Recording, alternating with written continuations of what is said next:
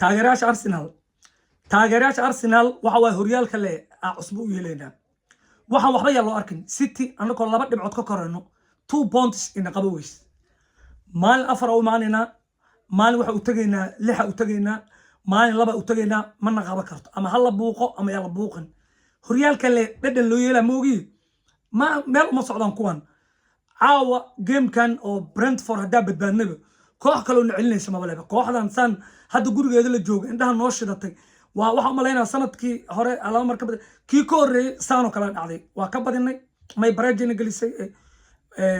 waa ka badinay barajina gelisay waxaas waa ciyaar iska dhaca waa Brentford gurigeeda iyo laakiin horyaalkan kooxa halkaas u yaala ama hal buuqo ama hal dabaal dogo ama adikani taala annaka hadda kulanka soo socdo Wolves Arsenal la leedahay ayda hordheelayso City u baaqi way Wolves hadaa ku kala baxno waxa way 7 dhibcood City markaas kadib Crystal Palace u baaqay maxaa marka anaka Crystal Palace iyo baaqiyeedina galay 7 ba saas ku hormarnayba 7 haysanaa kadib aashakaysana marka wixii kadib aashakaysano finaalka marka dheelno aan ishaq la soo laabto kulamadaas kala hal is weydiiyay wixii dhici doono laakiin caawa ciyaar xamaasad leh fiican daawanay horyaalka dhadhankiisana ku jiro marka qaar kood inay wax saan u dhacaan hadii kale wax la Arsenal horyaalka waa la tagtay kooxaha dhan asaanay hadda ni sheega City waa tacbaan Aston Villa waa tacbaan wax iga gal male hadda Aston Villa 7 ka koreeya City waxa ka koreeya 4 ka koreeya maxaa dhow sidii la waa yaan dhaweed saana buuq igilgelisan saana loo buuqay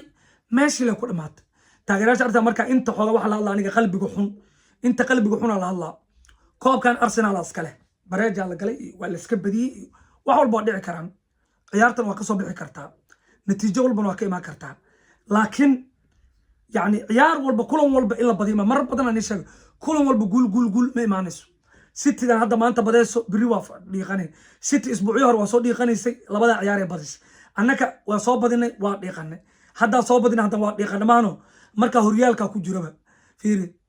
yaan marka joogto hal bareejo galay yaan marka joogto hal bareejo hal mar gaadma waa laga badina marka hadda xanaaqdid waxa waxba kuma soo kordhinayso horyaalkan tink iska lahay waa Gunners macna Arteta caaw Madweek inuu iska dhaafo waa ahayd Madweek inuu dheelo saaka wax waa dhaawac ka soo kacay hadda halo noo dheelo waxba ma qaban garoonku iska dhex taagnaay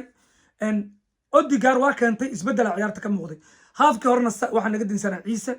haddana waxa naga dinsanaa saaka naga dinsanaa caaw sidoo kale ragga dhexda Subamendi si fiican ma dheelin Gabriel Jesus dadaalay Subamendi caaw asna waa hurdaa waa ka jiiftay Yokers ku badan waa celinayay laakiin caaw dadku uma lahay caaw fursado waa ku cunay ayagana fursado fiican nagu cuneen Arsenal waxa waayo weerarkeedu inuu qatar aan maanta waxa ogaanayba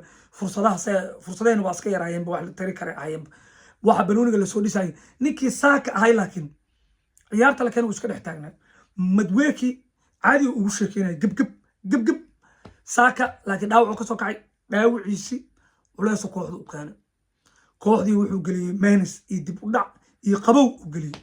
nimanka laakiin mid waa la wareeriyeenba waxa anaka dad ku wareeri jirnay caaw nagu wareeriyeen Foro ay wax nooga dhigan sadbis Foro buu nagu hal qatar ku galin